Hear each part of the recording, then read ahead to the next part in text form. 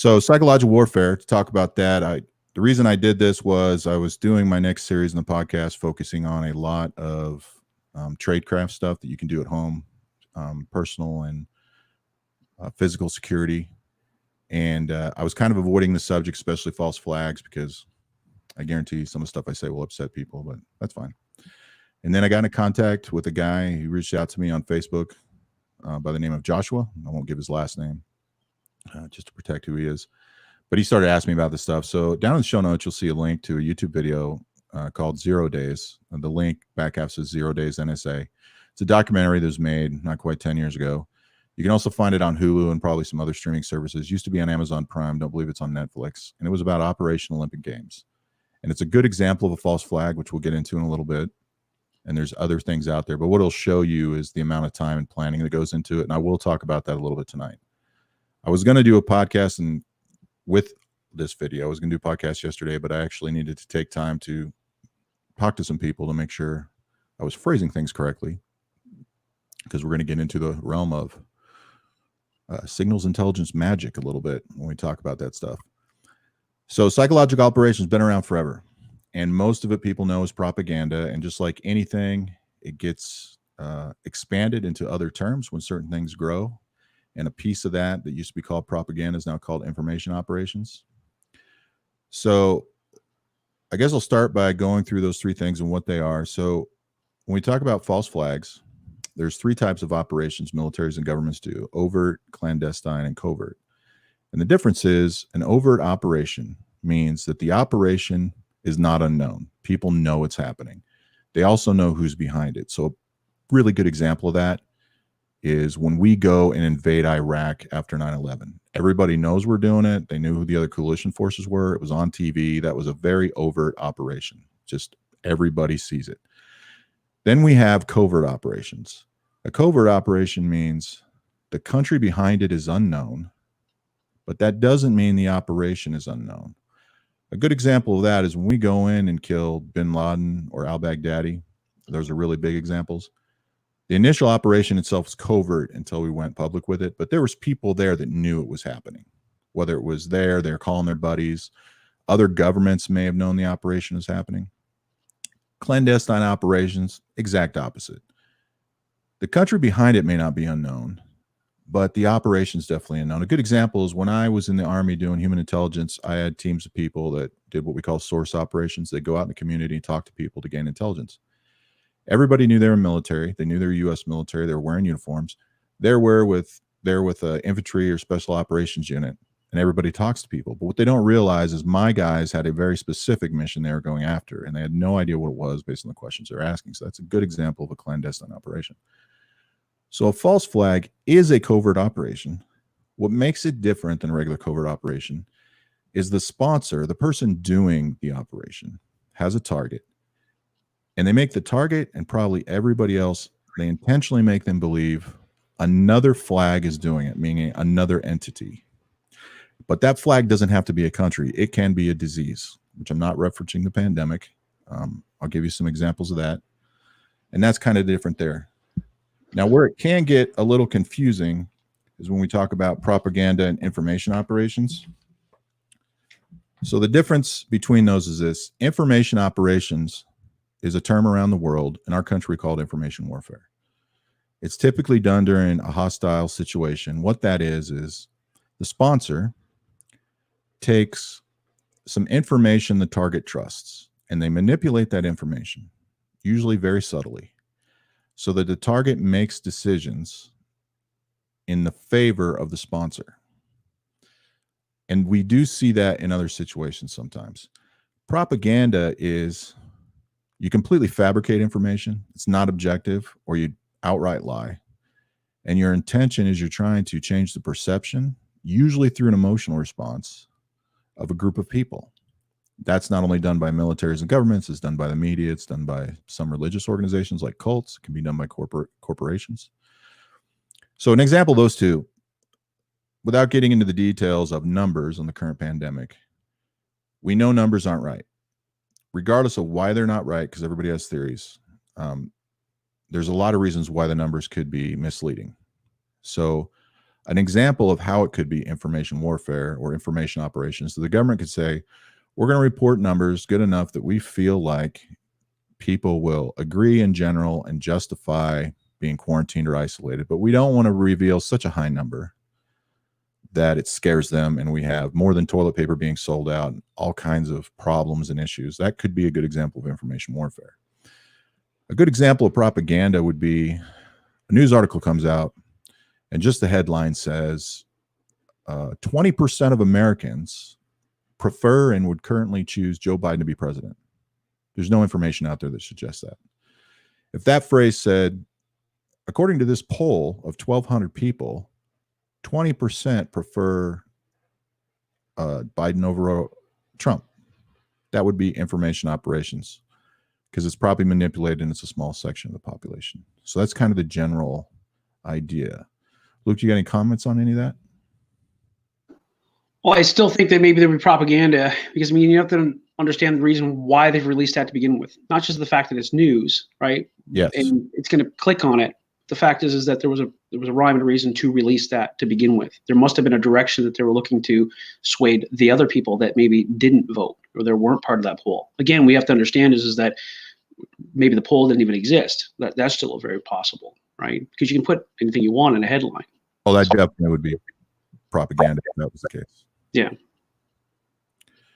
But it happens all the time. If you just go look at what any cult, any of those famous cults where people died and see the stuff they told them, clearly propaganda. But people use it all the time. Advertising, common advertising. 4 out of 5 doctors prefer this toothpaste. They don't give you any studies or anything to back that up. Propaganda. Were they even doctors? Who cares what a doctor says? Was it your doctor? You know, if they show you a medical study and they skew numbers a little bit to change your view on it for whatever their benefit is, that would be information operations. Information operations is very hard to nail down. It's still kind of a broad concept. It just came into use a few years ago because it was happening more often and was not clearly propaganda. And it was clearly being done to change the target's reaction, get them to make a decision in the sponsor's favor. So those are pretty simple. But I think what we're probably going to talk most about is false flags. It seems to be what people want. I actually went through YouTube yesterday and I just searched false flag tags for videos, and I actually found quite a bit of them. And there's a few up there where false flags is apparently the name of a song in some of his music videos. A lot of them are the same repetitive stuff. There was one interesting video I found by a guy that actually has a survivalist channel. I should have kept his name to tell you, but he did a response to a video about somebody did a video and said, these are the 10 ways to find out something's a false flag. Couldn't find the video. It was actually re-released on another channel. I did find it, but they said some ridiculous stuff. One of their examples was, if it's dominating media for several days as their primary story, that's a red flag that it's a false flag. And I thought, I don't know, man. What about a hurricane? Like, you hear about a hurricane a lot. I mentioned that because, crazy enough, there's actually a false flag video on YouTube that says Hurricane Dorian was a false flag created by President Trump. One of the most ridiculous things I've ever heard. But this guy's response, if you find it, it's a survival and prepping channel. It's actually really good information about why those topics were garbage, and he explains it very well. I was actually pretty surprised. So it seemed like a smart guy. I think he was just using common sense. One of the things out there you see a lot on those, Operation Northwoods. So Operation Northwoods never happened. Some people came to President Kennedy and said, hey, we got all this stuff going on in Cuba with Russia. Here's what we do. We stage this attack on our own people. We blame it on Cuba, make it look like them, and then that justifies invading Cuba. That is the description of a false flag. The reason it's not a false flag, though, it never happened. It actually needs to happen. There's plans for false flags all the time. And the other thing, too, is I had to write this down because I don't always remember it. Reasons why we do a false flag. So one of them is to discredit who you're pretending to be. So that Operation Northwoods, had it happen, good example. Russia did it during World War II. They blew up one of their own villages to justify going to war with Finland. And there's plenty of examples of that. And those are typically the only examples people know. Some people believe the Gulf of Tonkin was a forced flag. where we staged an attack, made it look like the Vietnamese or whoever, because there's 2 different attacks and one didn't happen. And if that's the case, that would be a false flag. If it actually isn't the case and people just believe it, it wouldn't be. So it actually needs to happen. The other thing it could be to hide influence, like a coup. So one of the things I explained to Luke the other day is warfare's changed what we call things. But looking at guerrilla warfare, what guerrilla warfare is by definition is a trained military force, which could be missionaries. They go to another country. They find local everyday people, not an official military organization. They train them doing conventional military tactics or modern military tactics from wherever, and then have them go usually overthrow a government for regime change. So that's guerrilla warfare. Now, if they do that or make it look like that, but the people leading and doing most of the actions are that military force, and they make it look like guerrillas, especially if guerrillas aren't there, that no longer is guerrilla warfare. That's a false flag. So that's part of what that is. Another one is to gain information. So false flags is an approach for those who watch my show, especially on the podcast. One of the approaches I didn't talk about was false flags. And what we would do is we would go in and pretend to be from another country or nation or type of person that we're not in order to convince them to talk to us. And typically it wasn't something bad. We wouldn't go in there and tell them we're from a certain country they were scared of because they knew they'd be tortured and killed, because that's coercion. It's illegal. We'd actually go in there and typically pretend to be from a place they want to go. So when somebody comes in there and says, you know, I can tell you all this, but I want to go to the United Kingdom. I want money. I want to go to the United Kingdom. That's where I want to live. I want you to move my family.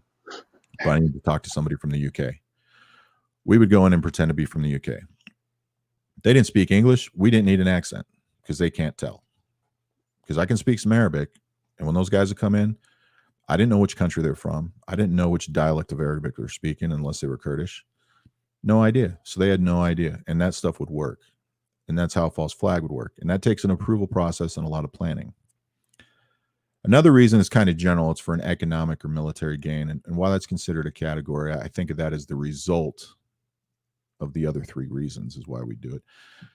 Luke, did you ever do anything as a law enforcement officer that, while it may not be considered a false flag, it might look like it? Did you guys ever do anything like that? Well, I mean, it's kind of like, you know, you're telling a story basically to get people into a position of trust or to further an agenda, and your agenda per se. So you may want to reflect one thing that will certainly move people in a certain direction, but it's not even so much what I'm doing in that moment that I want. It's the resolve that I want down the road. But it's going to happen in a couple of different steps. So yeah, sure. I mean, there's times where you well, like I said, you know, it's to some degree you're doing one thing as far as, well, for instance, the propaganda. So the propaganda yeah, I guess the propaganda, I guess, to some degree will lead into the false flag. It leads them to believe that, you know. I guess that's kind of how I look at it. So in a specific example, and I'd have to tell it generally speaking, I think it might be my best interest to do that just in case.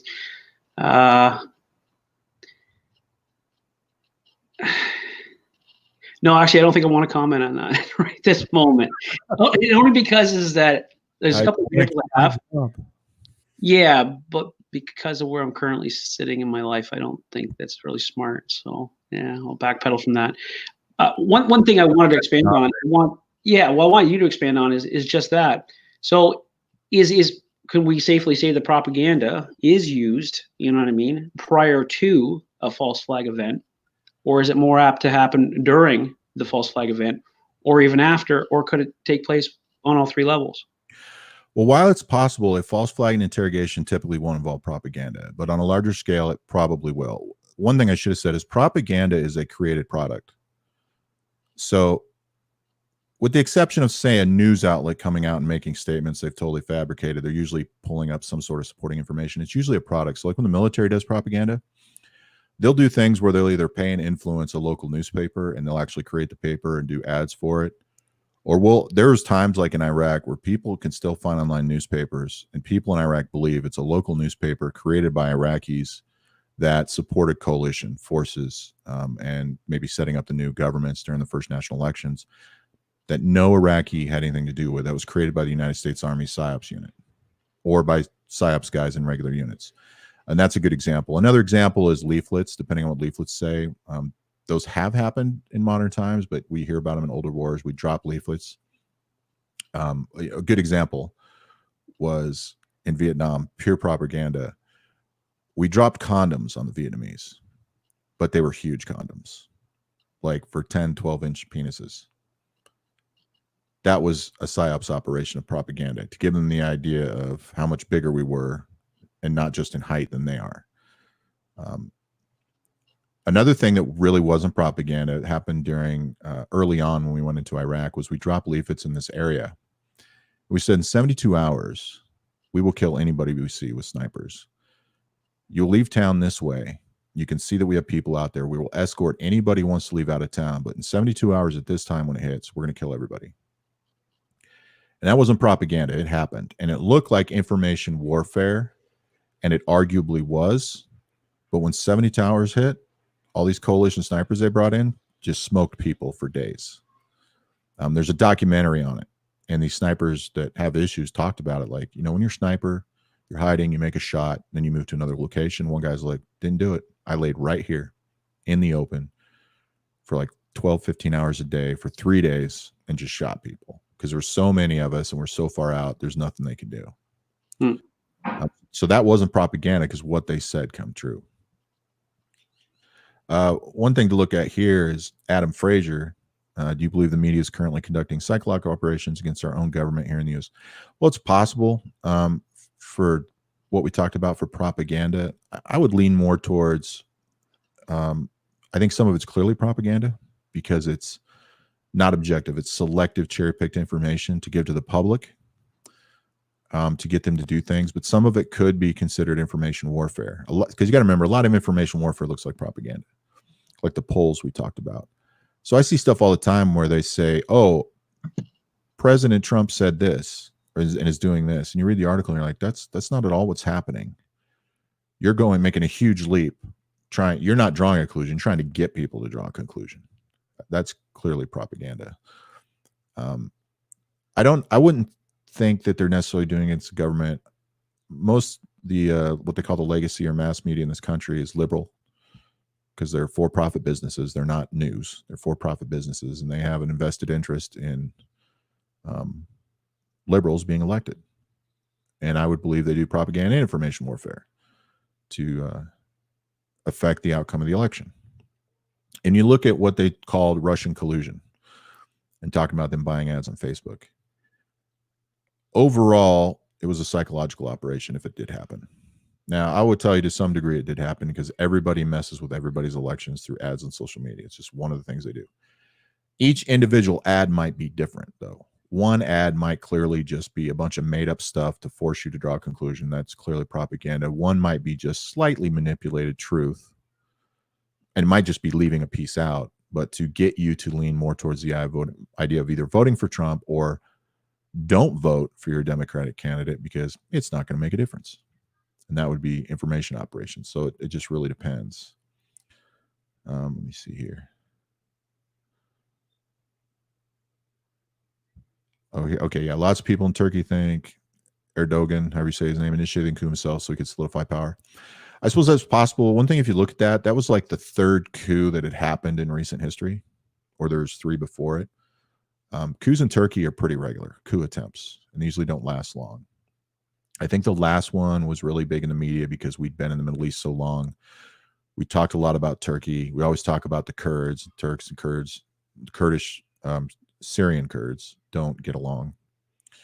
And I think that's why it was more in the media. So it's possible. I can say anything is possible, but I actually don't think that necessarily happened.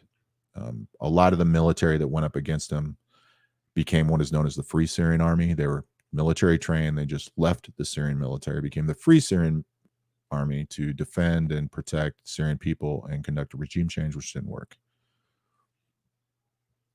Okay, what we got here?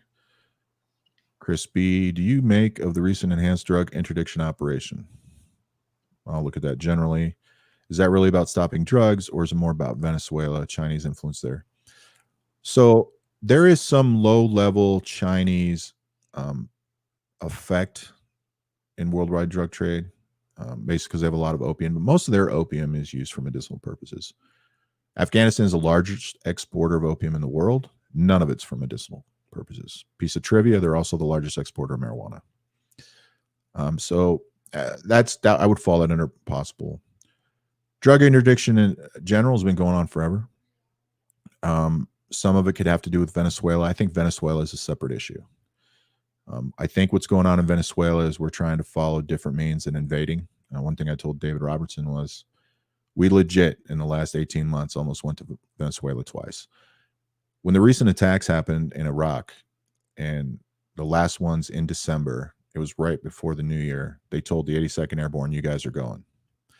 The guys that went, the main force, in a couple of days were ending their 1-year rapid response deployment. It was going to go to another unit. But it was in their window. They were prepared for it. They were going to send them. The thing is, that entire year, they were taking Spanish classes, learning about, or whatever they speak in Venezuela, focusing on the area. Intel guys were reading intel reports down there. They were focused on, we are going to Venezuela because it almost happened. So there could be some connection with drugs in Venezuela, but it's more about the government down there. They're one of the OPEC nations we do get a good amount of oil from. They're usually number 3 or number 4 every year that sends us oil. And of course, we don't like that type of socialist government. New guy comes in, we don't like that either. They're getting too buddy-buddy with other nations, and it's looking like something we want to go in and change. So I think that's what that's more about. And then Adam again, do you lean more towards the media creating drama for profit, or is it just not practicing good ethical journalism correctly? I think it's both. It's a for-profit business. They're selling a product. Their product is information that isn't always factual. There's plenty of good stuff on the news, don't get me wrong. I mean, I think when they show little kids playing football and tell cute stories, I don't think they're turning that into propaganda. If they tell you an accident happened involving a police officer and somebody died and giving you the best information they have at the time, I don't think that's propaganda. I might have to disagree with you there, because I mean, if you look at it maybe from the West, that might not be the case, but certainly if you're looking at it from North Korea, for instance, and if North Korea is basically putting out information to the rest of the world, right, showing kids playing and luscious fruit and and lots of food and people being well off, and they keep releasing that information when it's not true at all, because they're trying to create an impression, right, or a view of their country. So I mean, if you look at it from the other way around, then you're absolutely correct. I should have said in my head, I'm thinking the news in my country, in the United States. Yeah, well, I think I knew what. Yeah, I think we all knew what you're talking about there. But yeah, that's a good example. They do that all the time. I mean, they're known for people go there to visit. I mean, even Dennis Rodman, they drive down the streets to show them these well-stocked stores. If you go in the stores, it's all fake and it's just a front. There's nothing behind it. Well, here's a recent example. I guess it was CNN that I guess had shown some video clips of the inside of an Italian hospital, and it kind of put it out there as though this was New York. And so I think there was a bit of a backlash on that, right? Now, whether that was a mistake, I strongly doubt it was. But again, like you said, it's a business, right? It's a production, to some degree, and these people are. I think certainly actors to some degree. They're reading a script, whether it's ad-libbed, whether some of it's truthful, whether it's not truthful, their truth, you know what I mean, or the truth. I think there's also something to be said for that. It's like I said, they can say, well, they're not necessarily lying. They're just not giving you all the information, which, at the end of the day, can formulate an opinion, a strong opinion. It can be the opposite opinion of what the whole story would dictate, right? So it's selective, right? Yeah, no, I agree with that. But for his question, I do think it's both. They're selling a product and they're making a ton of money. It's a business. It's a for-profit business. They want to make money. Generally speaking, for a business to do that, that's what businesses do. I don't think that's wrong. Good ethical journalism, most of them no. I think there's some that try. And here's the thing. I see it all the time. You're a liberal, all these conservatives, Ethical journalism, no. Liberal journalism, yes. Complete opposite. Conservative, liberals aren't ethical, conservatives are. Most of the conservative journalists, same thing as the liberal guys. They do the same thing. It's just our own biases because we tend to believe or agree with it. We think that they're being ethical because they're reporting what we want to hear. But a lot of them, not so much. There's a few guys out there that a lot of times put out information and studies. You have to put the time in to see how new and accurate it is. That supports an argument. I don't endorse everything he says, but a good example is you can watch videos with Ben Shapiro, especially when he does in-person speeches to people at colleges and they ask him questions. And like the pay gap between men and women, he breaks that down really well and how the numbers came up, why they're that way. Other numbers that show there is a pay gap, but it's way smaller. It's a few pennies. That's just one example. But are people that do it, but not a lot. A lot of it's just we tend to agree with them. Rudy, I am not sure what you mean about the mice. If you can rephrase that. Let's see. And there we got David chiming in. Supposed to be writing his paper, but whatever. Oops. I can go back out there real quick. Somebody asked me a question. It was Adam talking to questions in relation to police corruption. Look, corruption is corruption. It doesn't matter if it's policing or if it's in the government. It doesn't matter if it's certainly at a municipal level, intermediate level, certainly, or at a federal level. Corruption is where it's allowed to brew. And that's really what it comes down to, is accountability. And normally the people certainly in the above hierarchy are the ones allowing it. Now, how far will that go down the chain? And what control measures are in place to make sure that doesn't take place? And again, looking at it from even a standpoint of, we'll look at the Constitution of the United States. Certainly, there is certainly sections within your Constitution that would hold a corrupted government accountable, right? So I won't get into a lot of detail there, but that's it. So does it exist? I'm sure it does. You know what I mean? On a sheriff level, perhaps, city level, state level, or federal level. I'm sure it exists on all levels, and not just the West, certainly in the North and abroad. So I couldn't speak directly to, do I think it's possible it's happening, where you are? Could be. It might be even happening in little compartments of the department as a whole. I would like to think that that's not taking place. And again, really the goal is, if there's not tools in place for that accountability, that's where it comes down to, is saying, hey, we're going to hold those people accountable. That's why we have the cop watch, people. And again, this is why we have, we hope that we're putting good leaders in place that certainly can control that. That kind of attitude, I guess, or behavior, right? So, well, I think we all know in general corruption's pretty much everywhere, but we notice the things we pay attention to, and I think it affects people more when it's something we have a certain amount of trust and expectations in. So I think for a lot of people, it looks worse when people are supposed to be enforcing the law or breaking the law. It's like you can't trust them. And then for some people, it's politicians. And a lot of times in politics, we only think it's the other guy.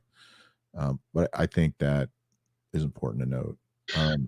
Well, yeah, I mean, on that note, when you're talking about it that way, it's like when, a community comes back and says, it seems like, there's a lot more tickets being wrote, you know what I mean, in that particular avenue. So they start blaming the law enforcement officers, and it may not be the law enforcement officers, and it's not even a sense of corruption, or they're trying to drum up the money.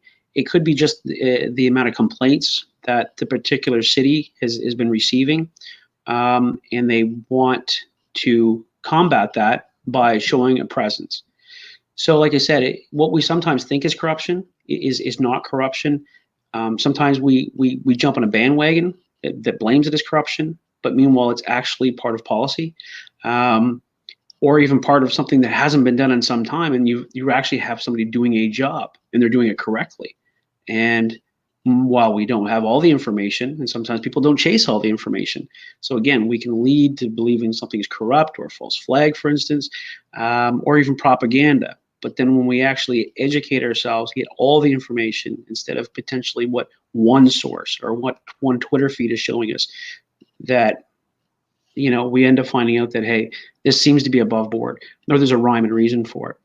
And then there's some things, like I'm sure Shamrock can say, that you're never going to really know the reason for it, and or if you knew about it, then something went terribly wrong. Like, false flag is not known overnight.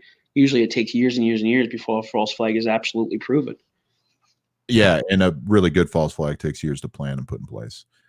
But no, that's true. I mean, a lot of people read stuff, see things, and think they know what the real answer is, not realizing that, especially when it comes to even a so-called declassified document, there's at best 1% of the information is what's out there. I mean, sometimes it's a little more, but especially when it's more modern, you have no idea. Like one thing David said a few times, I think he said on his podcast, looking at like COVID-19 numbers, it doesn't matter how truthful anybody wants to be. We're never really going to know the numbers. There's just too much information, too many things happening, too many changes. Even if they were really being 100% truthful right now, nobody really knows, because there's this way this country classifies a death by COVID might be different over here. False flag, psychological reason, same thing. There's too many pieces, too many things involved. You never really know unless it's small scale and somebody tells you and you're like in that circle. And like David pointed out right there from President Eisenhower, the singing of a beautiful anthem up to the most extraordinary kind of physical sabotage. Anything can be propaganda. In the Sears School, what they used to do is they'd have you standing in a formation, fold up the American flag and lay it at your feet. Want to know if you're going to pick it up and save it, protect the flag you're defending, or are you going to let me destroy it or walk on it? So they'd bend over and pick it up. At the end of the school, they'd show you what they do with propaganda. They'd orchestrate the video the way that looks like you put down the flag and gave up the flag. Then what they'd do is they'd put up your flag and let you salute it and play, say, the national anthem. But then they'd alter the video and it'd show you saluting their flag, playing their anthem, which is a form of propaganda. It's not propaganda against those prisoners. It's used as a recruiting, training video or negotiating tool with another nation. I've seen tons, hours upon hours of videos from terrorist and insurgent groups, and a lot of it's manipulated stuff. Take our news, for example, in America. Say they talk about some military operation. They show some pictures and videos. Pretty much most of the time, those aren't of the current operations. They're looking for filler footage. I don't think they're necessarily intending to use that as propaganda. It's just not the actual footage. I think they're looking for some visuals for you to see. Sometimes it might be, but I've seen stuff where they've said, oh, here's what U.S. forces are doing in Iraq. And I'm like, those are uniforms from Desert Storm. Like, that is old footage. Let's see. And then, I scrolled past it. Here we go. Another one from David. Fact is something that cannot be combated with reasoning for its logic itself. Good example. Sky's blue. Reflects the water. But truth is something that depends on person's perspective and experience. That's why on my show, and I think I've done on the podcast, I don't like words like truth, lies. They're subjective. What you hold to be true doesn't make it true for everybody. That is a belief. If you believe Christianity is the truthful religion, and this guy believes Islam's the truthful religion, this guy believes Buddhism's the truthful religion, this guy believes atheism is the way to go, at least 3 of you are wrong, and I guarantee each one of you are going to pick the other 3. But that is a truth. It's not a provable fact. Same thing when I teach people about detecting deception. I use the word lie because people use it, and I explain it to them, but I say there's no such thing as a lie detector. You can't really tell if a person's lying. I mean, you can deduce that with a lot of pieces, but you're detecting signs of deception. You're trying to determine what are they being deceptive about. So I tell them, you're looking for deception. You're not looking for lying. Because understand, a person can be deceptive even subconsciously and not realize it. And they may not actually be lying. Another thing is, I learned this in interrogation. Somebody could tell you something you would define as a lie because you know, in fact, it is not factual or true. But are they lying? Many times, no. They believe that to be true because that's what they're told. So when we talk to sources and detainees and do debriefings, one of the questions we ask them is, how do you know this to be true? And we try to lock down a time frame, the situation and reasoning behind that fact or truth, as they call it, so we can determine why do they believe that. So false information from somebody doesn't mean it's an intentional lie. It might be what they believe. Politics, media, anybody that supports politics in this country, good example. A lot of them just believe that's the way to go. Well, to back that up, certainly, I don't think that, my cousin's, a liar, but what they've read once, 2 minutes of information, they heard it from somebody else, get that telephone game playing out. So even if the original information may have been true, certainly a couple of pieces of detail get left out, or a couple of pieces of information get added to, and it could be honest enough, and they believe that that's, at least their truth. Like I said before, there's a difference between the truth and certainly, an individual's truth. So I would say that happens quite often. It's dangerous because it can mislead, right? So. Yeah.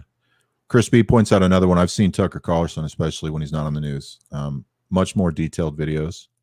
What I tell anybody is, you take somebody like Shapiro, Tucker Carlson, and there are people that are liberal like that. They can speak very well and very intelligently. Those are the people you really want to research the information, because they're giving you facts and numbers. They're speaking well, they're educated. It's going to be easier to search your information, and you should definitely do it. Figure out, is this number accurate, or how are they coming up with this? And you should do that with everything. Well, that speaks volumes. Look, the idea that when you're interviewing or interrogating certainly anybody, sometimes if you're coming across like you have all the answers and there's no pause in your speech, there's no hums and ahs and so on and so forth. Even when we're doing these particular shows, we're talking about a particular topic, while you're explaining that, it seems like you really know what you're talking about. But at the same instance, you could be filling them full of a line of shit, which is not, truth at all. And but they believe it because it sounded very confident, right? It was communicated effectively, and that I certainly think would be a good tactic, of propaganda, being successful with the propaganda, and like I said, even I guess being successful with executing a false flag event. It's about really the delivery, isn't it? Yeah, and I'm going through some of these questions to answer them. I might skip some, but I'm definitely going to get into false flags here in a few minutes. Rudy clarified what he was talking about earlier about mice. So they experimented on a bunch of mice being accidentally sold to the wet market as food for reptiles, having been contaminated with COVID-19. I don't know. Well, okay, yeah. So they accidentally sold those. I guess you'd have to get them out of the facility, and why. Or maybe a rat got in the facility and got infected. I don't know. That's possible. I don't really know anything about that. Here's the thing, whether you believe it or not, you should go find a documentary or news report showing wet markets in China and what they're like. There's also a really good documentary on YouTube. If I can find it, I will add it into the show notes here, that explains why they eat these animals, what had changed in the government there, why they're doing it, and why there's certain animals sold at a wet market in a large area that doesn't come from local. But it's whether or not you believe in the wet markets, it just explains in general how they work and why they have all those animals there. Solid Snake, I saw your comment earlier before we started too.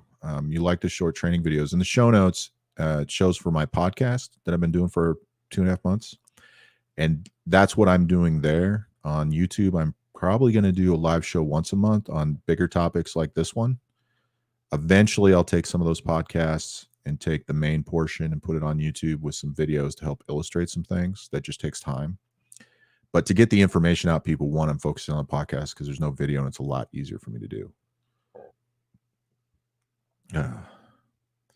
And yes, David, they're doing podcasts instead of videos. The link for his podcast, Disagreeable Thoughts and Philosophies of DMR Publications, found below. I listen to it every week. Comes out every Saturday. He had a really great one yesterday that I'm about 3/4 of the way through because I was busy getting ready for today's show. But if you liked American Warning, you were going to love that one. Same type of thing. Okay, so here we go. Adam Frazier. Lots of good questions tonight. I think, Adam, it was you or somebody out there that said great answers to questions. If that's somebody out there answering questions, that's wonderful. If it's me, I appreciate it. Probably both. So let's elaborate on a false flag and what it means. Is it possible to be the criminal element that's conducting false flag operations after seeing good guys do them? Oh, yeah. If you're looking at law enforcement and criminal, most people would generally define one as good and one as bad. If you look at war, both sides are good and both sides are bad. It just depends on which side you're on. But yeah, people do it to each other. So in the show notes, again, follow that link to 0 Days on YouTube and watch that 2-hour documentary. They interview professional intelligence guys that have led agencies around the world. There's like 3 CIA directors that have been on, or 2 or 3 on there. Some guys from like Mossad, CIA officers, NSA whistleblowers per se, not really whistleblowers because they're not protected under the Whistleblower Act. I will tell you a little bit about that. It's kind of a spoiler, but you should still watch it because it's not a movie. But about halfway through that, this woman comes on and they do digitize, blur stuff to her face, change her voice a little bit. And it's a really good verbal interaction as though you're talking to somebody from the NSA. And at the end, what they show you is it's a hired actor. And they took statements and information some people from the NSA and supposedly the CIA gave to either this journalist or whoever. And they took that information and used their quoted statements as answers to the questions that either they wrote in those documents or that this journalist asks. And they explain what goes on there. But to clarify a little more on the false flag, so they happen all the time. At that level, they can take years of planning. When you watch that documentary, you may need to watch it more than once. What it was about was a worm, not a virus, that they explain in there. It was a joint effort between Israel, the UK, and the United States. The worm was to be implanted in Iran to affect what they call, I believe it's logic controllers that were connected to essentially a turbine that affected the rotational speed of centrifuges. They had to physically take it and install it, which they used actual people to do. And I know who did it and what country they came from as far as physical guys on the ground. They also created a digital solution because that became more difficult when they did additional updates. What would happen with the worm is there's essentially, to make it simple, there's a gauge. And when it goes into the red, it's going to slow down or stop, whatever, so nothing bad happens. The worm made it to where the gauge looked like nothing was wrong. And the centrifuge would spin so fast, it would basically explode, fall apart, whatever. The other thing they could do is make it like a spinning top. They could slow it down to such a rotation, it would also cause vibration and damage.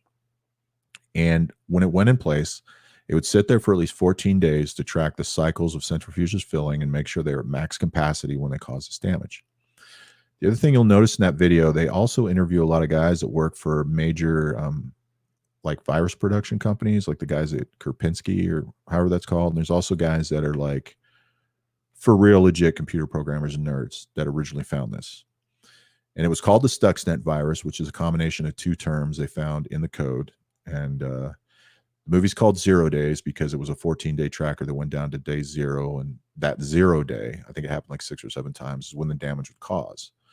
And then it basically set back their program at least 7 years, which led eventually into the nuclear agreement. That's kind of the idea behind it. You might have to watch it more than once, but if you track this, there's some interesting things you'll figure out. You can figure out by watching that this program and the code started being written in the 90s and it was launched in 2010. You'll also see that these guys that know viruses and worms, Trojan horses, how these programs are written by the biggest guys in the world, in that time frame, so we're talking over 20 years ago, the physical amount of data in that code was astronomically larger than what people thought were the most devastating things. Another interesting you find out, they had to make it aggressive enough to cause the damage, but not to be noticed. And Israel screwed it up. They got impatient. They changed the code and launched it, and that's how it went public. Now, why is this a false flag? At the end of the story, the reason it's a false flag is although at this point everybody knows who was involved, we came out, President Obama came out and made it known to those leaders that we'd done it. And just us. They had no idea the UK and Israel did it. So by definition, it's a false flag. Even though we were there, it's not the whole of all the flags involved. So we protected the other 2 nations by laying claim, especially Israel. Why? Because it's Israel. That could have been the next big war with missiles we don't want to get launched. And we worked with Israel, what they call Unit 8200, which is their equivalent of the NSA, because if you're a supporter of Israel and you realize people like Iranian extremists are crazy, Israel's crazier. In my view, they will do some crazy stuff. We've stopped them from doing a lot of things. That's kind of the general overview of it. And it took that many years. So it took over 10 years to get put in place and to actually happen. Here's the other thing. That worm is out there. It can't be controlled. I mean, we can control it, but it can't be like taken out of the internet. It exists. So that's an important fact to know. Now, especially if you understand computer stuff, when you watch this, lock the time frame down based on what you know then. Imagine what we can do now. Let's tell Luke about air gaps. An air gap computer system, it's big ones. They're in a physically secured facility. You know, you have clearances and all this stuff. But an air gap computer system is an internal network that is not and cannot be physically hardwired to an external internet source or wirelessly. That's why it's called an air gap. One of the things they point out in that video, that years, and I can tell you it was, might have been in the last century, but in the first early part of this century, the technology has existed to defeat an air gap, and it's been done many times. So just to be clear, there is no such thing as internet security. There is for most of us. But if the government really wants something, they can get it. So that's just an important fun fact. Luke, if you got comments, I'm going to scroll through some of these comments, look for some other questions here. No, I mean, I told you before we got started tonight that I most likely was going to be learning quite a bit. Like I said, I'm just kind of following on the outside as well. There's a couple of things there that certainly, in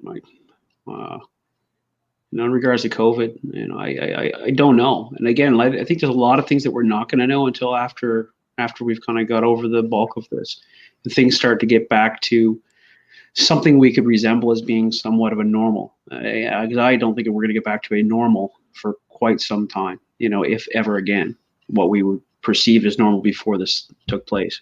So, like I said, some of those we're just not going to know, whether or not it was a false flag or anything to that nature. We'd have to define and basically saying that it wasn't natural, right, in order to have it to be a false flag.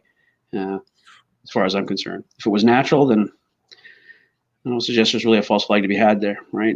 That's a natural spread. But somebody withholding information or something like that, on purpose, again, I don't think that still constitutes as a false flag.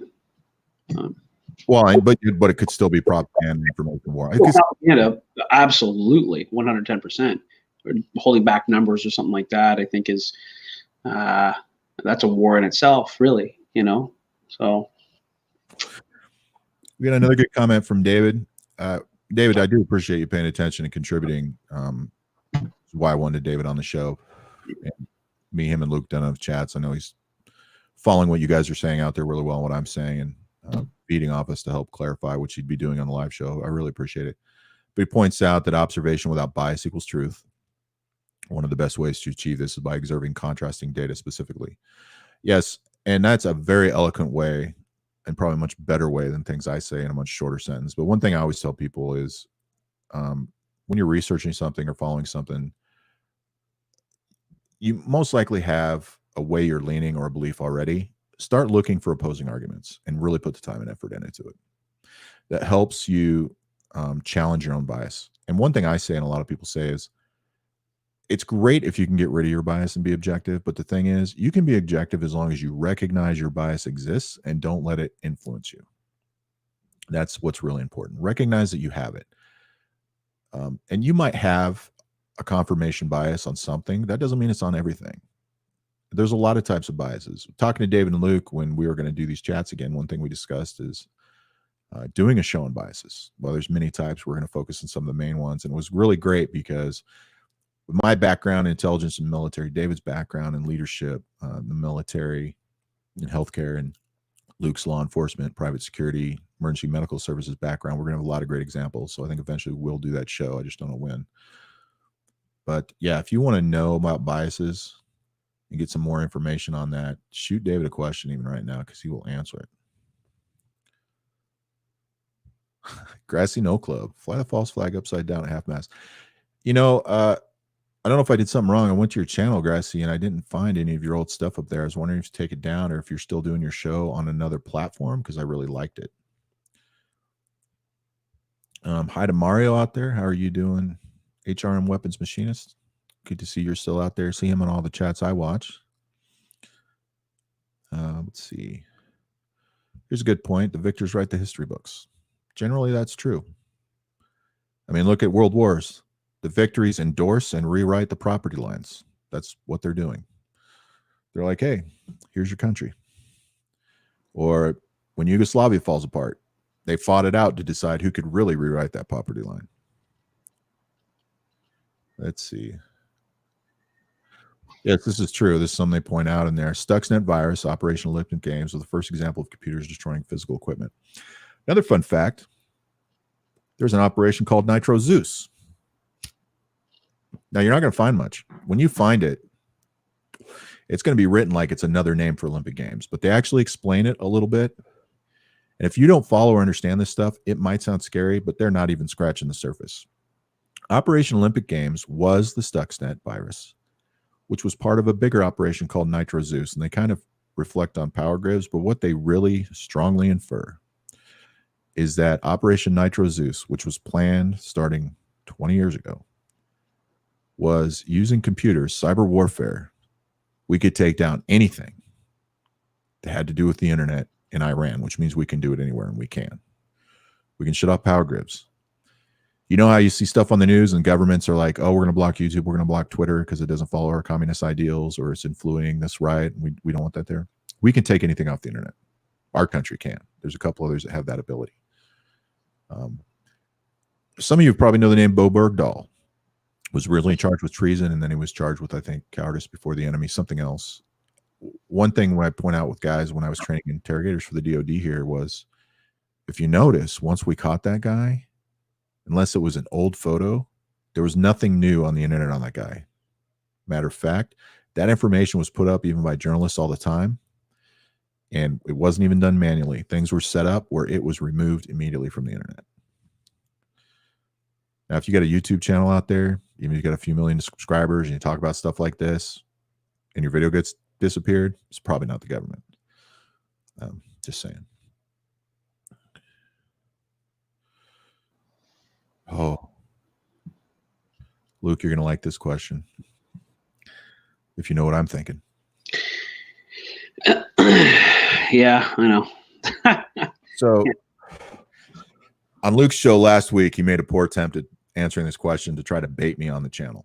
I did, yeah. Didn't work out well. So I'm going to give you a false flag conspiracy theory on the COVID virus being either produced or just used, not necessarily as a weapon, but as the false flag for an event. I do not believe in this. I came up with this because I took the approach of, I don't agree with this, but how could I argue it to be true? And Luke said, that is spooky. That was his response. It freaked him out. So I'll try to remember everything here. So China, we talked about this 3 years ago with the Pacific Trade Agreement, the Spratly Islands in the South China Sea. We still hear about that on the news. Several countries think they own it. China's there. They're building military stuff.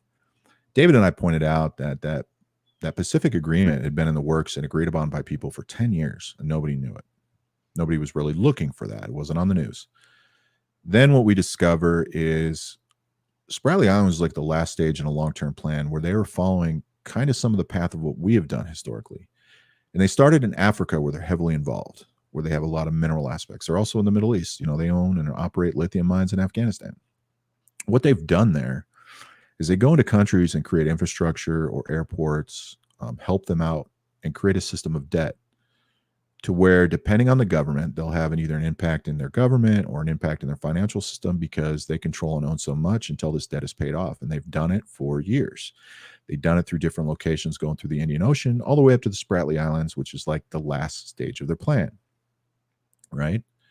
Part of the impact you can have on this when you influence politics is try to get people to change or lean more your way of communism. Completely, what David could explain this better, but I look at it as, in common terms, the opposing idea to what we call democracy. One of the things they've seen us do in the last, since Desert Storm, if not earlier, is to go into countries, whether we do coups, regime change, or go to war, and try to instill democracy and free the people, as we say.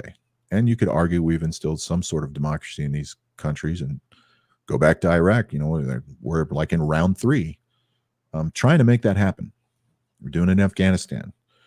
I mean, look at the history of the Taliban. We're negotiating with the Taliban. We're fighting the Taliban.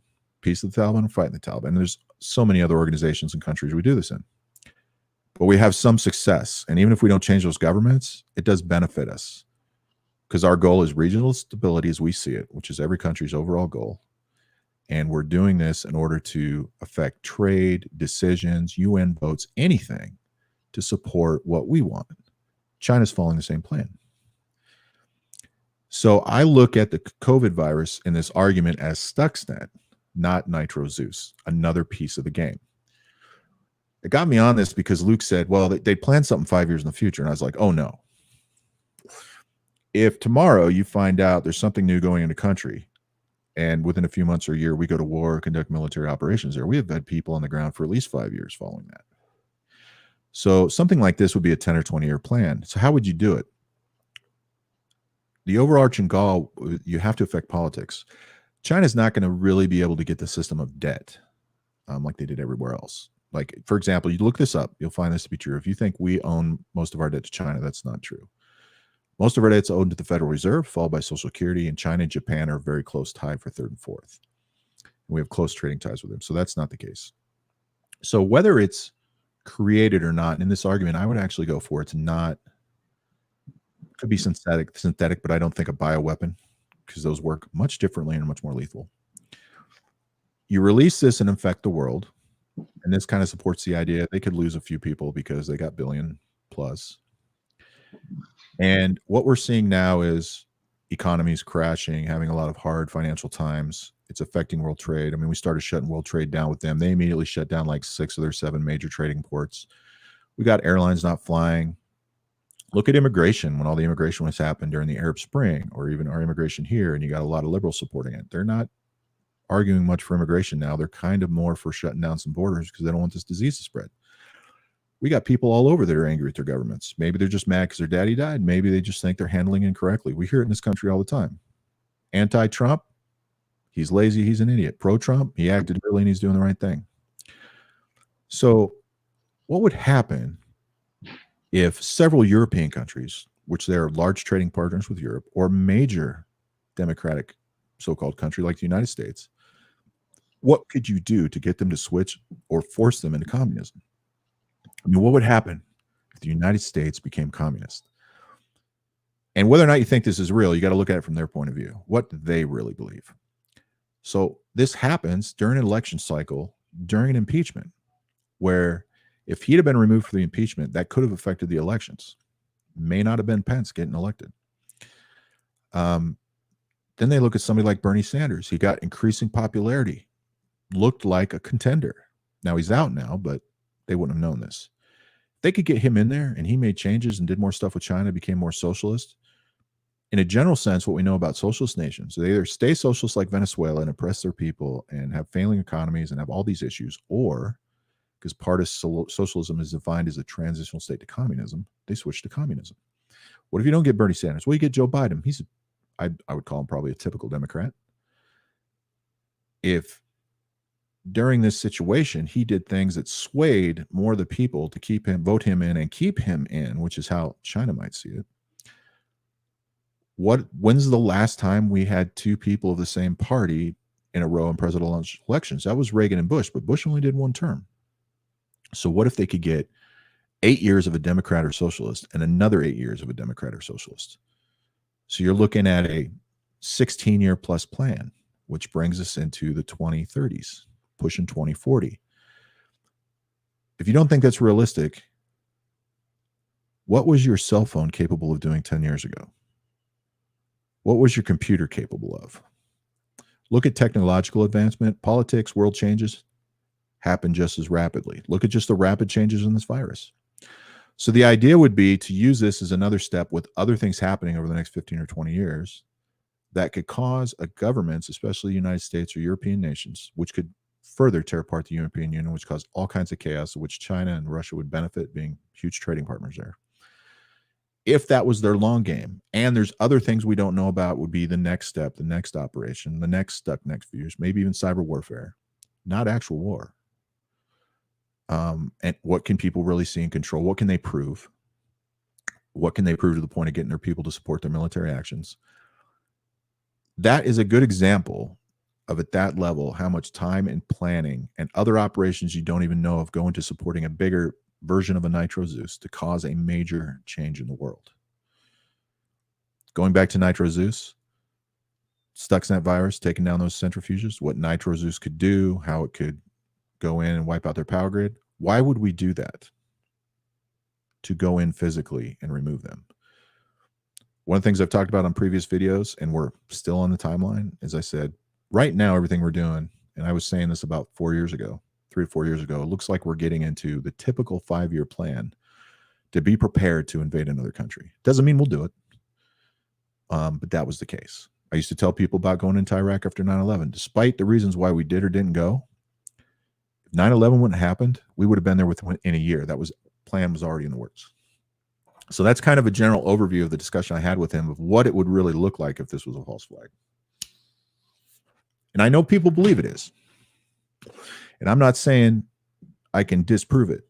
What I am saying is, right now, there's not enough there to realistically connect the dots and prove it. Unfortunately, if it's successful or even unsuccessful, it's going to take some time to get enough stuff happening to lean more towards that way to say that it is or was definitely attempted.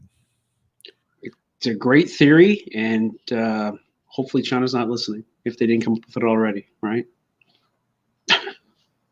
Yeah. Jack Walsh says the threat of possible food shortages, propaganda or actual. It could be used as propaganda, but I think what we've seen with what kind of falls under mass hysteria and people buying a lot of toilet paper, which is really just a psychological means to have control of a situation you're scared in that spreads really quickly. It definitely was possible at the time. It still could be possible in some places, just due to the amount of goods that are there, how much transportation of goods they can get in, how many people there are buying goods. Well, we don't have a large enough problem right yet, as far as I'm concerned. Not yet. And we may never, to have a major problem. Localized, yeah, sure. I mean, in a small town or even a city, I mean, you might find certain items getting interrupted, but for a total interruption, it would have to get way out of hand. This would have to inundate the entire hospital system, of the healthcare system, I think, before we got to that level, personally. Well, and like we've seen numbers in this country about the massive increase in firearm sales since it started spreading. My belief, I can't back this up, but my belief is that probably doesn't even come close to the number of people that are learning how to be preppers right now. Yeah, sure. Yeah, absolutely. Well, it's real, right? I mean, and it almost needs to be to get, that next percentage of people involved in that ideology, right? Or that culture, maybe is a better way of saying it. Because even going back to what you're talking about going in and, changing regimes, tearing down governments and having a regime change, a lot of it is that you can keep doing that, but you have to be able to change the culture, right? The way people think, the overall paradox. If you can't change that, then you'll always be unsuccessful. It won't be successful unless you scare them well enough, right? Or you create people. And this is one why I don't think that you'll ever have in the States, for instance. I was talking with TR Prepper certainly just today on one particular thing, and we're talking about the Constitution and the rights of the American people. And now we're getting close to treading upon that. Well, maybe not even close, but we are treading upon that. Why isn't the people standing up, and why are people tolerating that? Because the government understands that. So not to create a bigger problem, they're going to keep the people fed, right? You know what I mean? And hope alive. Without those two, then you start to run into those problems. So, like I said, this is why the food and the money in the pocket is going to be controlled by the government. That's why they're putting it there, right? Ideally, as far as I'm concerned, is to keep everything stable, right? The best they can. Without that, then you'd have a major problem. Yeah. Sure. On a side note, to answer David S. question, that's a Paul Reed Smith Santana, and that's a Sire P base. The Marcus Miller, when he signed on with Sire, that's the P7, I think. Let's see, what else do we got?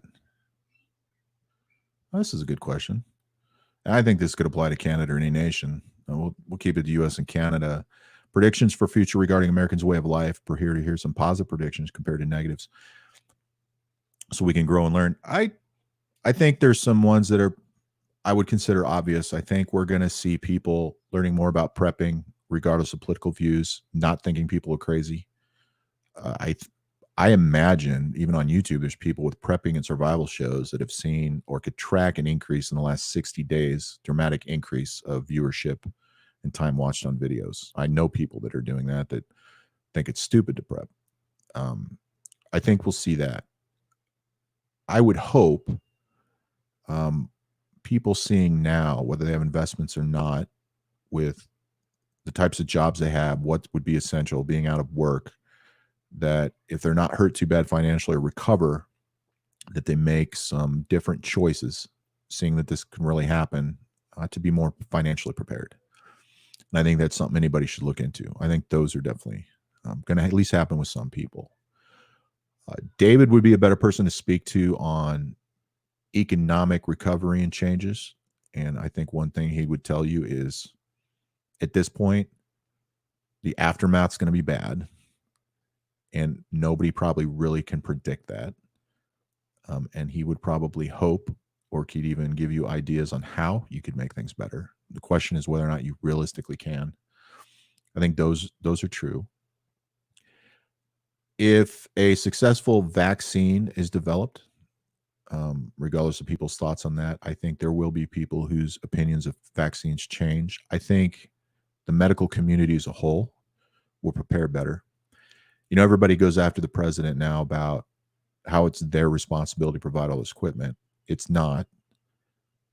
Medical facilities, even hospitals, are for profit. They need to make money to pay those doctors and buy equipment.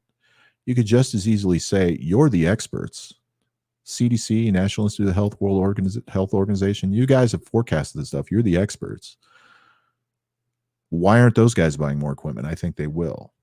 I think they'll buy more equipment. I think we'll either see companies like, say, GM, dual role, building things like ventilators in vehicles, or companies starting to build more things like that. I think that people will start forecasting equipment they need. I think stockpiles in medical facilities and the national stockpile will start building up things they didn't have enough of, like the masks, the different type of masks, the gloves. I think that there still will be price gouging to some degree. But I think we'll see people start producing larger quantities of common things people need, like antibacterial soap, hand sanitizer, and I think people will start buying it and stocking up. Again, no guarantee that the next thing that happens, if it doesn't destroy the world, that it'll be the same. There might be more things like that we learn. But I do think the biggest positive is that people are going to learn. People and organizations are going to learn, and they're going to make some changes. The question is, do they make enough changes? And do they keep it up, or do they just do it temporarily? What do you think, Luke? No, I mean, those are all really good points. I think primarily that's it. You know, even as a government, we're gonna learn. We're gonna learn their roles. So, like you just certainly alluded to, and I think it is right. You know, it's upon every citizen certainly to be prepared, to take that burden off of, the core function, of a particular town or region, city itself, or a region, or even a state, or even on the federal level. And again, we if everybody would have been prepared, right, just in the general sense of 2 weeks in their home, for instance, and understood how a pandemic works, right, and everybody, because after this, there's a good number of people that are going to be a lot better educated on how a virus works, how fast it is, how serious it can be taken, how fast it spreads, period, right? And what we may have to see on the horizon line as far as, well, what does this mean for us as a family, as a unit, going up to, is a company I work for. It may even come down to people saying, hey, we may talk to our kids who are not quite in the work world yet, or even their post-education, to say, keep in mind that these are the things that fell apart. These are the things that were not reliable as a job. So we might look at that and make some positive changes there, which is really good. But I think our government's being better prepared, and understanding that maybe when to start mitigating that potential risk instead of waiting for it to actually have a firm hold. So yeah, I think those are the main things anyway, for sure. Another thing too I was thinking about was, and this is from people I know, and even my mother, who's high risk due to age and underlying conditions, have realized that at this point they've developed a habit they can't break with personal hygiene, where they're just finding themselves washing their hands more. They're finding themselves staying cleaner. They're finding themselves keeping their kids cleaner. They're keeping their facilities or houses cleaner. Whether natural or man-made, choosing better products to help limit the possibility of catching, say, virus or bacteria. There's people I know that have looked into saying, there's chicken. I thought the chicken has been in my freezer for 4 months. Here's how long I need it. Here's how long I keep it in there to eat it. I smell it, it's fine. And then I look up online what's really safe about it. They've made some different choices there, rotating those foods earlier just to ensure that they're safe, even though nobody's ever got sick. I think a lot of individuals are going to make those decisions. And I think the vast majority that do it will because they've developed habits they just can't break. Because some of the people I know are like, I just find myself doing this all the time. My mom decided early on it's a habit. It's not a big deal. And some of the things she's doing, she's going to maintain doing for the rest of her life because she knows she's at a high risk to get sick easier generally. And she has no fear of dying. She doesn't think that it will kill her. And I think that's reasonable. But she's like, being sick's not fun. So these little things I do, that's what I'm going to do. And I think that's great. Another positive thing I think is going to come out of this, I talked to David and/or Luke about this, and I talked to my brother about it, was a lot of people that are working from home and capable of working from home, I think that might become bigger or more of a norm for some businesses. One thing is people can be more productive at home. You can dress more casual if you don't have to be on video. Some people might be being more efficient. If you're in a workplace where 2 15s and a 30 are real strict and too many bathroom breaks and smoke rates get looked at, you might be able to do that easier at home. It can be more comfortable. So I wouldn't be surprised if that increases in some areas. I think those are some of the positives, though. This from Adam Frazier. The best plan would like to see is a universal currency, all international debt forgiven. Oh, that'd be nice. World leaders get together and write a new worldwide constitution. Sounds like the New World Order. All debt being forgiven would be great. I don't know that would happen or how much it would really help, because depending on financial decisions governments make, it could come back real quick. Some of oh, good. My credit card's wiped out. I can buy more stuff.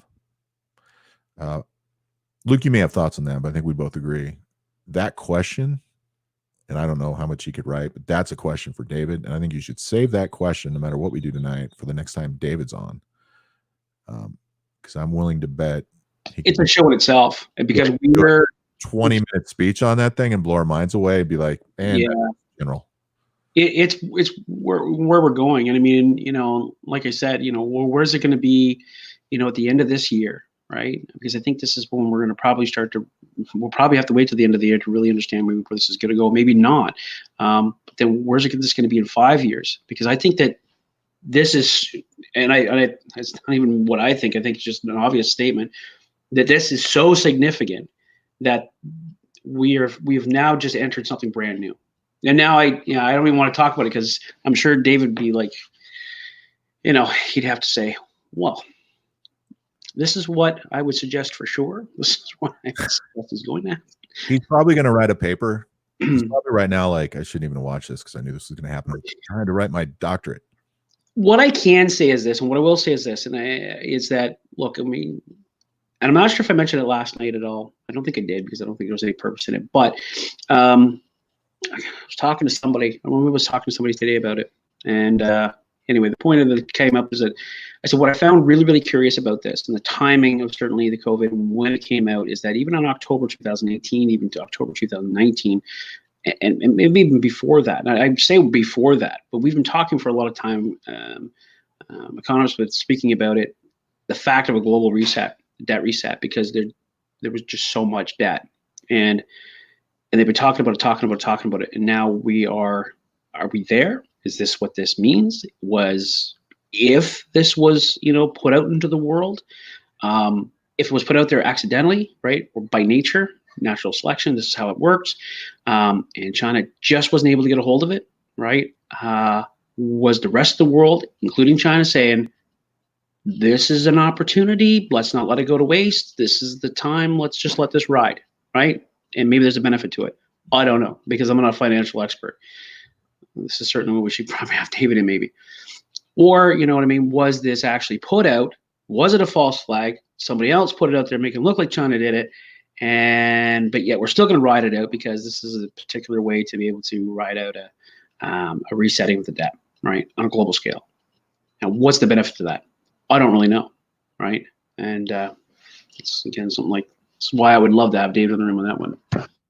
In a general sense, my opinion, this is just my opinion, no matter what it is, whether it's a bunch of people or an individual, if you make a lot of bad decisions in some area that has what would be looked at as a negative result, removing the results of your bad decisions does not equate now making good decisions.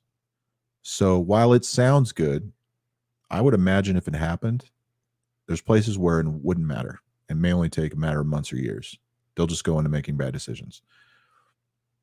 I think that we would see that. And then even if you wanted to make good decisions, if it's at a governmental level where a lot of people have the legit legal say and control over this and not just one person, some people are going to have good ideas. Some people are going to have bad ideas. And what's the result of the decisions you make? If you look at our country, I mean, in a general sense, any decisions is made. Half the people like it, half the people don't. So if you look at the benefits for the people, it's going to really matter for what they believe and what they're told to believe, which sounds bad, but that's how I look at it. Yeah. I'm still careful. You know, I'm seeing some comments out there. I'm still careful and actually just jumping on one particular angle or bandwagon and saying, yeah, this is it, and then and express it as a fact. Because, like I said, I don't think ever I'm going to have any of the information that I'm going to be able to lean on and say, yep, that's a fact, right? Yeah. It's possible, yeah, that's a fact because I know, because I can actually trace it right back to the source. You know, I don't know. There's something you can do that with, but most of what we're talking about, I don't think so. Yeah, I just wanted to hit this comment for our Simpsons fan. I actually smoke cigars, just not in the house. I don't have a ventilation system. The air circulator I use in this room blows it out the window unless there's a storm. And if I leave this room right now, if I smoke a whole pack of cigarettes in a day, which I don't, and I throw the ashtray out and come in here 20 minutes later, it won't even smell like it. But a cigar, I don't do it indoors, but I smoke good cigars. A lot of Gurkhas and Monte Cristos are my main ones, and some others. But I just want to throw that out there. Let's see. Crispy, here in Florida, the states handle most needs on their own and supplemented with federal help. Seems to be the case in states used to disaster preparedness like hurricanes, etc. Yeah, I think that's not only a good idea, I think this is a general plan. And I think that speaks to two things. Three things. One, decisions you make before and during. Also, how prepared you are. I think that matters. And I don't remember what the third idea was I had. But I think that's how it should work. But that counts on factors like, what are you able to do? Oh, the third factor was going to be the significance of the crisis, is the way I'd put it. So what if Florida was the primary outbreak center and you had 10 times the cases there, or much earlier? They might have done the exact same things that are working now that wouldn't work in that situation. And it may not be their fault. But going back to people being people, how many people are going to believe that and agree with it? And that's a good state to use an example, because we see in the elections all the time, it's like they got to count votes. And that's a state where even one county's results could change it. It's always very close. And I think that's a good state to look at, probably, on public opinion of decisions that are made. Let's see. I have seen a lot of you guys saying hi to me out there. I'm just not pulling all of them up, but I am reading those comments. So I just want to say thank you. And I do see you.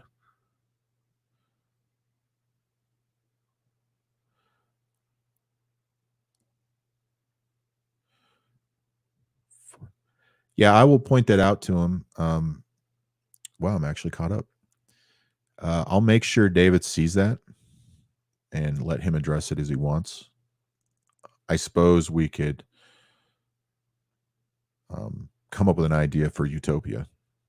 But I think every system has a failure, and it's a question of how it's ran and how people react to it. I think he would be able to do that, and I could definitely approach the Psyops thing. As we got onto this and I was answering questions too, kind of got away from the subject. So going back to false flags, because I know a lot of you want to hear about that. One of the things I skipped it earlier.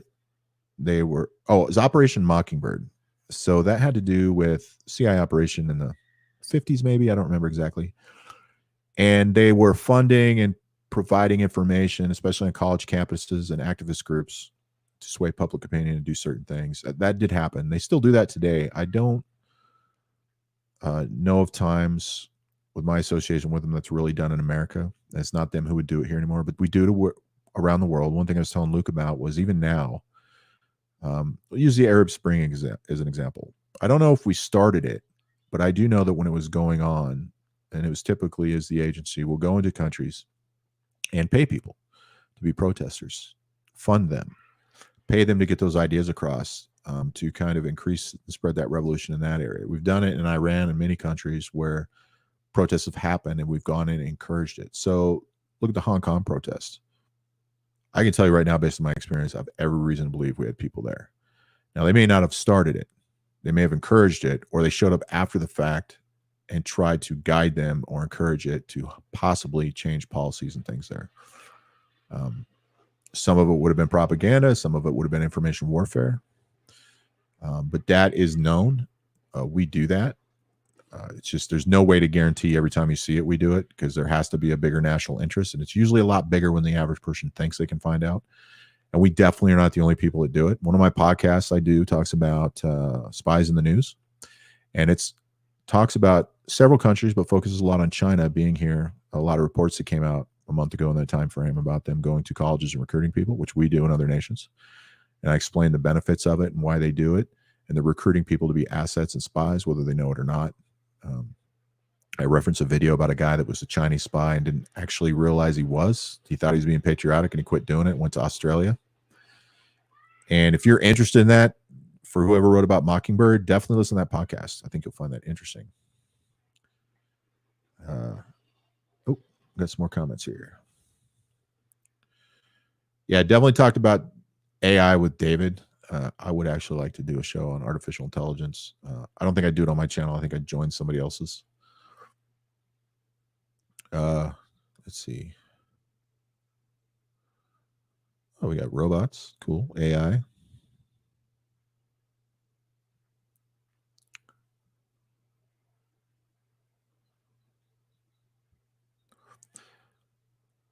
So as much as I don't give Gavin Newsom, the government of California, credit, they've done pretty well moving early and managing the crisis. Other lefty states like New York, for example. Yeah, I think they were one of the states early. I think one of the first things they did was basically lock down San Francisco. I think they recognized things like the amount of travel people do in the state, through the state, the amount of major airports, the population. I think they made decisions early. One of the things is the guy in Washington, the governor up there, until we got to the point a couple weeks ago where the president's like, I think I'm going to forcibly quarantine New York and New Jersey and part of Connecticut. A couple days prior to that, he's like, we're not going to do it. I don't think we're going to do it. We don't see a reason for it. And at that time, Washington had about the same numbers as California, but California is 7.5 times the size of population. So they're arguably the second worst outbreak center. They're like 13th now. But at the time, because you remember around Seattle, it was actually east of Seattle, one of the towns there is where the huge outbreak initially spread in some of the senior living centers. And they're like, yeah, we're not going to do it. Thankfully, though, there's some smaller towns that did stuff on their own, but he didn't do that. And I think we saw the effects. So I think there's definitely a correlation there. But yeah, I would give him and them a little credit. Let's see. Peter Rouse, no such thing as AI. I wish I could talk more on it, but all I can say is it exists very minimally. But I think that's something that David and Luke and I will probably do a show on it sometime. But yeah, it does exist. Right? A simple example is last night we're not after chat, and his Colorado biker prepper was showing us a bunch of pictures from the Pima Air and Space Museum here in Arizona. And him and Intuitive Survival, they know way too much about airplanes. But he showed this drone that was similar to the SR-71 they used, and they talked about drones, and I was like, oh, there's something I know you don't. When did the first drone fly? And they weren't even close. The first drone flew in 1917, a few years after the Wright brothers flew. Another false flag, too. This is my belief. I don't have direct knowledge. But South America. So in a period of about 2008 and 2012, I wrote this down because I don't want to get the countries wrong. The countries I would look at, if you want to look into this, make your own decision. And this is not me leading to you. This is just something I believe. I don't actually know or have direct knowledge. Brazil, Argentina, Paraguay, and some of the Caribbean islands. Which one to match up there is the debt and growing debt to the United States. Look at trade relations and what we trade with them. You're going to find they have similar types of governments, and that in general, it would be defined as they don't take care of their people, they arguably hurt their people. Now, you coordinate events, certain events will coordinate with activities with certain leaders. Not all leaders are elected officials. They're not all senior elected officials. And what you'll find in that time frame is that they develop cancer, which looks like out of nowhere, and then they die of heart failure. And the reason I noticed that when I was researching something several years ago was another thing that used to happen. We did it in Russia, did it, us for sure. It was back in the 20th century. There was a lot, and I'm using this example as a false flag. Another disease false flag we did where the flag was the disease, trying to make it look like it was a naturally occurring event, and it was not something that a government did. That's why it's a false flag. Was doing things in a way which would cause liver failure and causing elected officials to die. Back in the day of mass assassinations for regime change or political influence, whatever it is. And if you look at regime change, they're not all cool. So there's a lot of regime change that is done, like I was talking about, hiring protesters, changing elections, getting rid of one player that's a contender. So if you look at that example that I don't believe in, but I just said, here's how COVID could be a false flag. The flag is probably not the virus. It's probably bigger than the virus. But what you're calling that is regime change without armed conflict, not a coup. And the liver failure thing, if you want to search for that, I know it happened in the 50s. I just don't specifically recall things that happened, and I do know a little bit about it, but not enough to matter. Things I know would sound cool, but not things I talk about. Let's see.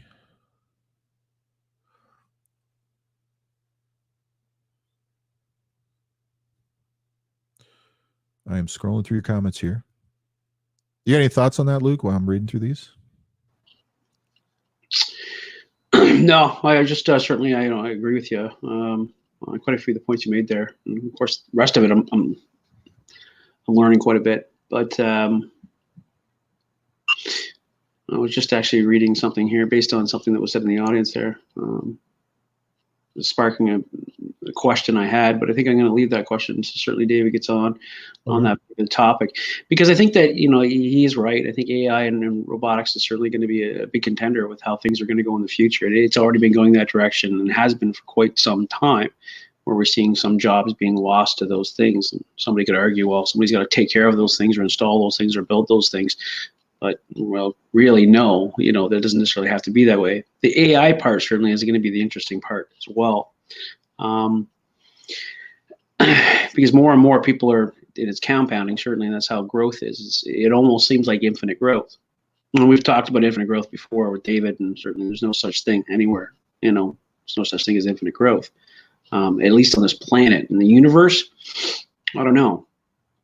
We may have talked about that, but I'd have to go back and think about that. But something eventually is going to control the population. I think there's already theories out there and models that states we're not going to get over, I think 11.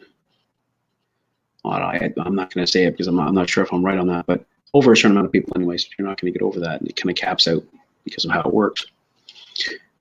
So how things are going to go? Well, I think if it's viruses, we're going to have to figure out how we can combat that a little bit better. And it's not we need to be able to mitigate it when it does happen. I think it needs to be something more like a vaccine, right? And so while we're talking about false flags and why people might use certain things to get ahead or get them ahead, and that's been happening forever.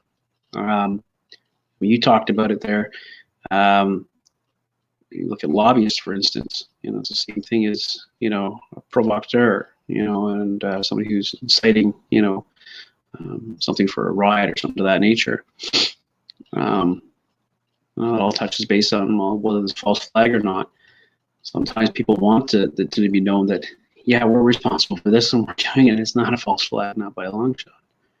So, yeah, this is another one people think is a false flag. So the USS Liberty was one of our warships. This is just prior to the 6-Day War of Israel versus Egypt, which actually, if you're not familiar with it, you should read up on it and see what all happened with that. How we basically paid everybody off to end that war. We were there because we had a neutral status. We knew that the war was going to happen. Israel coordinated with us. We weren't going to take a piece of that. And Israel thought it was an Egyptian ship and they attacked it. Then they admitted it to us. Nobody tried to cover it up. Both sides did an investigation. It was unfortunate, but it basically boiled down to no harm, no foul. And we didn't get into the war still. And the 6-Day War was already happening. It only was a few days later, I think, that it happened. It wasn't a false flag because nobody blamed it on somebody. It didn't happen. It had nothing to do with the 6-Day War. It was just a side effect of it. But that's like Operations Northwoods. That's looks like a false flag, except for it didn't happen. This is another one people think is a false flag that definitely wasn't. There's nothing even about it that fits what a false flag would be. And there was no result from it, no benefit. There was no blaming it on somebody when it was something else. And didn't have an impact on that war at all. In fact, I think because it happened, I think it delayed the start because of us working with Israel, trying to make sure that, hey, we definitely don't want this to happen again. What do you call that when it's basically the opposite of a false flag, where somebody in that situation, the simplest way is it's an unfortunate accident, and that has happened. Yeah. It's the same idea, a smaller scale like fratricide, where you accidentally shoot your own people, like Pat Tillman. When that finally came out, what happened? That was a fratricide incident where he was shot by his own people. Right, sure. That happens to law enforcement, just Sure. Is more often than we'd like to think about it. But I mean, if you've got a particular country that does something, and they know they did it, and as another country that might be providing support or anything to that nature, you might say, yeah, we're not ready for that thing to happen yet, but they've already pulled the trigger on it. Maybe we can say that we did it. You know what I mean? So that they don't do something, or it doesn't cause something. Has that ever happened in history? Is what I'm kind of curious about, I guess. It probably has. I don't have any off the top of my head. But yeah. So I'm going to give you guys a minute or so to pop up some more questions. I think we're going to end this soon. What we'll do before we end it is we'll throw up the link to this internal for an off-air chat for anybody who wants to join. We can have up to 4 other people. So be ready for that link. I will put it in there and it'll start with StreamYard. And if you don't have a camera, but you want to be in the chat and you have a microphone, you can be in there. There might be some crossover talk when you start to talk because it's a little different. When you can see us, we can't see you. And typically, like Luke sometimes like, you have a thought. He knows I'm about to say something. So just realize that. But if you want to talk to us or whatever about any of this stuff or other things, we will definitely do that. It's a habit we typically have. We used to do published off-air chats where we just jump to another channel, but we tend to do it off-air for a couple of hours if there's people there, or invite other people that aren't out there. Luke, you got any final thoughts here while I look to see if there's something else we can address? Well, I mean, we talk about false flags and so on and so forth, and a lot of it, like I said, I agree with the ideas is that these things were well planned and ahead of time, especially if they are an absolute orchestrated false flag. There's other aspects that we probably should stop calling everything a false flag I think that you can usually get to that point when you start to do some research, you know what I mean? And not just take one particular news article or 2 minutes of information and run with it, or follow one particular source. If you follow one particular source, I'm going to suggest you're going to find yourself, you would find yourself wrong a lot of the time, I think, because you're just not cross-referencing that with other sources, not following it up. And most people just don't have the time, I suppose. But then I think a lot of the time, if you're really interested in something, you want to take a specific standpoint on something and adopt that as your truth or what you believe to be truth. I always say be cautious, because a couple of things can happen. Certainly it'll fail you in the sense of you being prepared, whether that's just with the tools of understanding what it is that you're facing, or it makes you look like an idiot when you go out there and talk about it publicly, right? You go, geez, I didn't do enough research on that, and that was wrong. Or if you're looking to prepare a certain way, or even to go out and make a major purchase, right? You want to do a lot of research on that particular item. It's the same thing. You're going to make an investment. It's an investment of your time, investment of how you feel about something. Take the time to look at it. And again, like I said, I think that, like I said, false flags, we could subject the idea that maybe this is, but I don't think that they're set up that way. We'll never know if this was a false flag until way down the road, and again, it probably does not going to matter then, right? So we know we've all made mistakes. Every country has made a mistake somewhere down the line. And we look at it 25, 50 years down the road and we say, gosh, I just can't believe we did that as a society or as a country, looking at where we are today, right? So.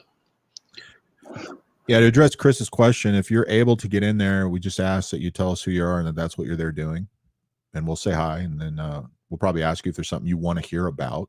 You can tell us what that is. We'll talk about it. If we were to ask you several times, if you're still there, you want to talk about something, you don't respond, we'll probably just drop you just to make room for somebody else. But that's not an issue. People have done that. That's what I did the first time I ever got on a chat, was an off air with Luke. Yeah, that's definitely a thing. Adam, you'd mentioned earlier, I put the post up, this is the first time you're being on here, and I'd say welcome. I do have some older live chats from 3 years ago that are subjects you may be interested in. Some are very clearly Grayman oriented. If they look like they're Grayman oriented, I control the chat pretty well with a lot of people. Where I do more teaching, it's going to sound a lot similar to the podcast than what I did tonight. And you may like that stuff. Some of them are very lengthy. You might have to skip through some of it. If you're interested in that. Yeah, it's possible we could get you on the podcast at some point. Yeah, and just to point out, Tracy's got a good point. People don't do their homework and they think they do. There's a lot more information on the internet than most people realize. The guys I trained here, when they would go work Joint Task Force, I'd interview and mentor military officers and military intelligence and train interrogators and analysts. They would learn through research that even without classified information, if you know what you're doing and you have the guidance, it's possible to find out enough information to make logical conclusions with missing information and come so close to real classified information, we tell them to stop. And they are so prepared, even if they're only here for 3 weeks, that they'll go downrange to Syria, Jordan, Afghanistan, other countries, or maybe just work here in the United States, work in a NORTHCOM mission. And they'll learn all the capabilities. They'll see all the stuff that's out there and how much more there is, but they'll be really shocked at how prepared they were and how accurate they were in their estimates. Most people cannot do that. The people that can do it typically isn't for the stuff we talk about. We're talking like world affairs, false flags, whatever. It's usually for stuff they're into. Somebody in a medical profession who isn't an epidemiologist or virologist, but knows how to research that information, what to look into, and has people to talk to, probably do that in a similar fashion. Or people doing research papers. Because in the intel world, when you look at information, it's like doing a research paper.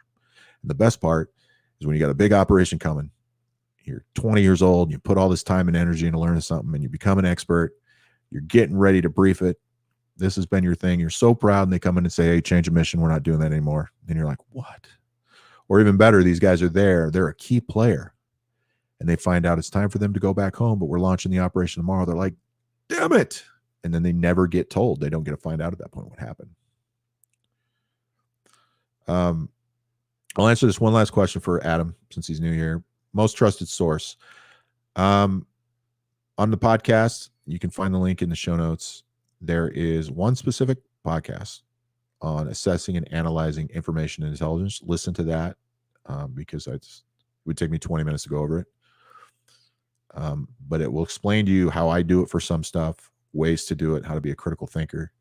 And I think that will help you.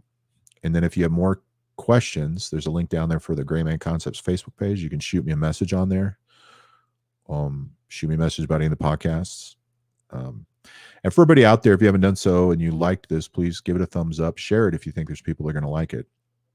If you want to know when these are coming out again, click that bell next to it to subscribe. Make sure you choose subscribe all.